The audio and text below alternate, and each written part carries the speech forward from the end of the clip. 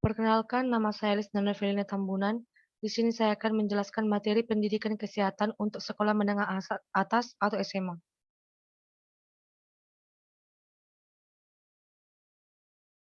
Fokus pembelajaran di SMA. Pembelajaran pendidikan kesehatan ditekankan pada pengembangan kesadaran tentang berbagai perilaku khusus yang mengutamakan kesehatan fisik, kesehatan mental, dan kesehatan sosial sesuai kebutuhan terkait pilihan dan intensitas aktivitas permainan atau kegiatan olahraga, serta tuntutan perkembangan biologis dan sosial peserta didik memasuki masa dewasa muda. Yang pertama saya akan menjelaskan materi kelas 10, terbagi menjadi 3 bagian. A. Keterampilan dan analisis gerak, hidup sehat, nutrisi, dan kesehatan mental. Di sini peserta didik akan mengenal perbedaan dari 3 jenis sistem energi dalam beraktivitas fisik, serta perbedaan pilihan dan takaran konsumsi sumber kecukupan gizi dalam beraktivitas fisik. Yang pertama, peserta didik mengidentifikasi perbedaan dari 3 sistem energi yang umum digunakan dalam beraktivitas fisik, yakni adenosin trifosfat dan fosfokeratin atau ATP-PC, anaerobik atau asam laktat, dan aerobik. Yang kedua yaitu peserta didik juga mengidentifikasi komponen-komponen fisik, mental, dan sosial dari berbagai aktivitas fisik yang diikuti yang dapat membangun motivasi internal untuk beraktivitas fisik secara sehat dan rutin, kemudian memantau pengaruhnya. Selanjutnya yaitu peserta didik memadukan rencana tersebut dengan rencana pola kecukupan gizi dan pola istirahat sederhana sebelum, selama, dan sesudah beraktivitas fisik untuk seluruh aktivitas fisik yang diikuti. Peserta didik kemudian memantau kemajuan implementasinya. Peserta didik mengidentifikasi perbedaan pilihan dan takaran konsumsi sumber kecukupan gizi dalam beraktivitas fisik sesuai variasi intensitas aktivitas untuk kelompok usia di pendidikan menengah dewasa muda, yaitu sekitar 19 sampai 39 tahun, dewasa sekitar 40 sampai 59 tahun, dan lansia sekitar 60 tahun ke atas. Peserta didik mengembangkan rencana aktivitas fisik sederhana berbasis satu target kebugaran di antaranya yaitu frekuensi, intensitas, lama, tipe, dan satu target keterampilan seperti akurasi dan bentuk gerakan. B. Hidup sehat, nutrisi, kesehatan reproduksi, kesehatan mental, dan kesehatan sosial. Di sini peserta didik akan mengenal lebih lanjut manfaat serta cara menjaga kesehatan fisik dan mental diri terkait penilaian asupan makanan, perilaku seksual berisiko, dan perkembangan dewasa muda, serta penyalahgunaan zat berbahaya dan kesehatan di masa datang. Yang pertama yaitu peserta didik menyebut jenis-jenis penyakit kronis yang umum diderita orang berusia 19 tahun ke atas. Selanjutnya yaitu peserta didik mendeskripsikan jenis, gejala, dan dampak terjangkit penyakit pada organ reproduksi serta penanganan pertamanya. Lalu peserta didik mendemonstrasikan cara menilai asupan gizi berdasarkan angka kecukupan gizi atau AKG sesuai dengan karakteristik usia dan jenis kelamin. Lalu peserta didik memantau catatan asupan gizi diri sendiri sehari-hari. Selain itu, peserta didik mendeskripsikan konsekuensi kehamilan secara fisik, mental, dan sosial jangka pendek dan jangka panjang, serta cara mencegah terjerumus perilaku seksual berisiko di masa remaja. C. Hidup sehat, nutrisi, kesehatan reproduksi, kesehatan mental, dan kesehatan sosial. Di sini peserta didik mengenal lebih lanjut sumber pelayanan kesehatan, manfaat, dan cara menjaga kesehatan terkait strategi promosi gaya hidup sehat, mencegah dan merespon kekerasan, pelecehan, dan perundungan, serta kaitan zat berbahaya dan konsekuensi hukum akibat penyalahgunaannya. Yang pertamanya yaitu peserta didik mendemonstrasikan kemampuan awal untuk menjaga kebersihan di lingkungan umum, seperti menggunakan cangkul, sekop, dan saringan sampah. Yang kedua itu peserta didik mendeskripsikan penanganan pertama untuk reaksi alergi dan penyakit kronis teman satu sekolah atau madrasah. Lalu peserta didik mempromosikan pembatasan penyebaran infeksi ringan dari orang lain di sekolah atau madrasah. Kemudian peserta didik mendeskripsikan karakteristik pelayanan kesehatan yang ramah remaja. Selain itu, peserta didik juga mendeskripsikan peran keluarga, pertemanan, dan sekolah atau madrasah dalam menjaga diri dari perilaku seksual berisiko. Peserta didik mengidentifikasi komunitas yang dapat membantu mengatasi masalah penyakit mental tingkat sedang atau seperti gangguan kepribadian, obsesif kompulsif, atau PTSD. Selanjutnya saya akan menjelaskan materi kelas 11. Terbagi menjadi 3 yaitu A. Keterampilan dan analisis gerak, hidup sehat, nutrisi, dan kesehatan mental. Mengenal jenis sistem energi yang digunakan dalam berbagai aktivitas fisik yang diikuti dan peran pola kecukupan gizi terhadap kinerja dalam beraktivitas fisik.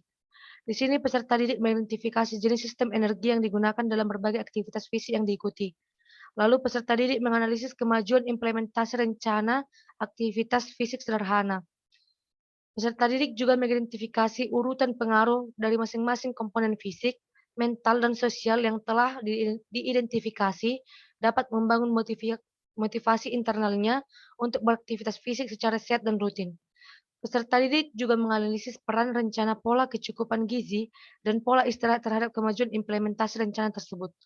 Guru memberikan penekanan pada proses analisis, bukan pada ketercapaian target, sehingga pencatatan kemajuan implementasi dapat seakurat mungkin. B. Hidup sehat, nutrisi, kesehatan reproduksi, kesehatan mental, dan kesehatan sosial.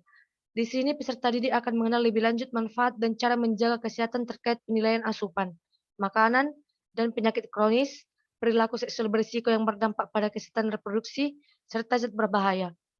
Pertama yaitu peserta didik mendeskripsikan pantangan dan dampak terjangkit penyakit kronis hipertensi, diabetes, asam urat, batu ginjal, dan radang sendi serta gaya hidup yang dapat mencegahnya. Lalu peserta didik mengevaluasi ketercapaian AKG dan dampaknya terhadap kesehatan fisik, mental, dan sosial serta performa akademik. Yang ketiga yaitu peserta didik mengidentifikasi sumber informasi valid untuk mendukung pola makanan sehat. Selanjutnya yaitu peserta didik membedakan harga diri di masa usia dewasa muda yaitu sekitar 19-39 tahun, dewasa sekitar 40-59 tahun, dan lansia sekitar 60 tahun ke atas. Peserta didik mendeskripsikan penyebab gejala dan efek dari penyakit mental tingkat berat. Peserta didik juga memantau implementasi rencana manajemen stres diri sendiri.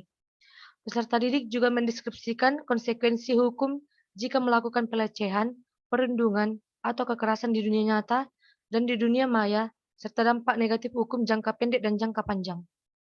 C. Hidup sehat, nutrisi, kesehatan reproduksi, kesehatan mental, dan kesehatan sosial. Di sini peserta didik akan mengenal lebih lanjut sumber pelayanan kesehatan ramah remaja, serta manfaat dan cara menjaga kesehatan sosial terkait promosi gaya hidup sehat, hubungan dengan orang lain, pencegahan kekerasan, pelecehan, dan perundungan, serta menghindari zat berbahaya di sekolah atau madrasah. Peserta didik mendemonstrasikan kemampuan untuk menjaga kebersihan di lingkungan umum seperti menggunakan alat pemotong tanaman. Peserta didik juga mempromosikan penanganan pertama untuk reaksi, alergi, dan penyakit kronis sesuai kebutuhan warga sekolah atau madrasah. Selanjutnya yaitu peserta didik mendeskripsikan peran keluarga, pertemanan, dan sekolah atau madrasah dalam penanganan pertama jika tertular IMS. Lalu peserta didik juga mendemonstrasikan contoh cara sederhana untuk saling menjaga antar teman sepermainan. Yang terakhir saya akan menjelaskan materi kelas 12. Terbagi menjadi 3 yaitu A, keterampilan dan analisis gerak, hidup sehat, nutrisi dan kesehatan mental. Di sini peserta didik akan mengenalkan usulan rencana aktivitas fisik sederhana untuk orang tua atau wali dan karyawan di bidang profesi yang diminati. Yang pertama yaitu peserta didik mengidentifikasi jenis sistem energi yang digunakan dalam beberapa contoh aktivitas fisik untuk orang tua atau wali dan karyawan di bidang profesi yang diminati. Yang kedua yaitu peserta didik melengkapi rencana-rencana tersebut dengan program keselamatan beraktivitas fisik atau dilihat topik sebelumnya yang relevan dengan aktivitas fisik yang diusulkan. Yang ketiga yaitu peserta didik juga mengusulkan komponen fisik, mental, dan sosial yang berpotensi dapat membangun motivasi internal untuk beraktivitas fisik secara sehat dan rutin sesuai dengan aktivitas fisik yang diusulkan. B. Hidup sehat, nutrisi, kesehatan reproduksi, kesehatan mental, dan kesehatan sosial. Di sini peserta didik mengenal manfaat dan cara menjaga kesehatan melalui penerapan pola hidup sehat, manajemen stres, dan keterampilan menghindari kecanduan zat berbahaya dalam kehidupan sehari-hari. Di sini peserta didik mendeskripsikan dampak dari terjangkitnya penyakit kronis jantung, stroke, osteoporosis, kanker, dan Alzheimer, serta gaya hidup yang dapat mencegahnya. Lalu peserta didik juga mendeskripsikan pantangan dan penanganan pertama untuk penyakit kronis jantung dan stroke.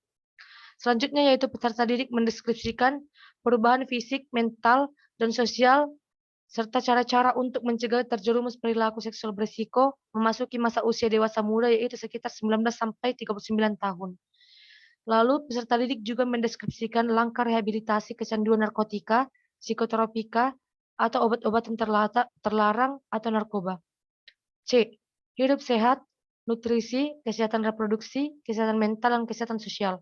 Di sini peserta didik mengenalkan cara mengakses sumber pelayanan kesehatan ramah remaja, manfaat dan cara menjaga kesehatan terkait promosi gaya hidup sehat, pencegahan kekerasan, perundungan, pelecehan di sekolah atau madrasah, serta promosi bebas zat berbahaya di luar sekolah atau madrasah. Peserta didik mempromosikan gaya hidup sehat di sekolah atau madrasah dan luar sekolah yang berbasis pada yang pertama yaitu kebersihan diri dan lingkungan, yang kedua yaitu pencegahan terjangkitnya berbagai penyakit kronis, dan yang ketiga yaitu cara-cara praktis menjaga asupan gizi seimbang dan manfaatnya. Selanjutnya yaitu peserta didik juga mempromosikan gaya hidup sehat di sekolah atau madrasah dan luar sekolah yang memenuhi syarat. Yang pertama yaitu bebas perilaku seksual berisiko, yang kedua bebas stigma terhadap orang yang memiliki kesehatan mental, yang ketiga anti pelecehan, perundungan dan kekerasan, serta empat menjaga diri dari zat berbahaya dan nafza. Sekian penjelasan saya mengenai materi pendidikan kesehatan untuk sekolah menengah atas atau SMA. Terima kasih.